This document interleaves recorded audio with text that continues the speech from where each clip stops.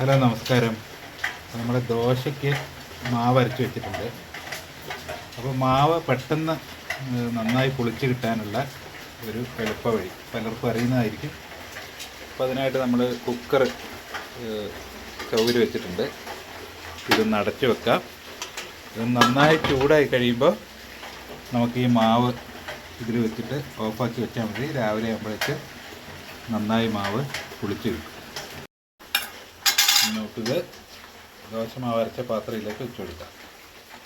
ഇനി നമുക്ക് രാവിലെ ആകുമ്പോൾ തുറന്ന് നോക്കാം. ഇതാ നമ്മുടെ മാവ് ഇതായെന്ന് നോക്കാം.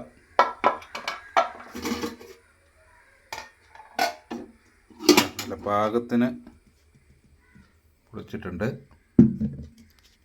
അപ്പം ദോശമാവ് പൊളിക്കാൻ പ്രശ്നമുള്ള സ്ഥലങ്ങളിൽ ഇങ്ങനെ ചെയ്ത് നോക്കാം. നന്നായി പൊളിച്ച് കിട്ടും. ആവശ്യത്തിന് ട്രൈ ചെയ്ത് നോക്കാം.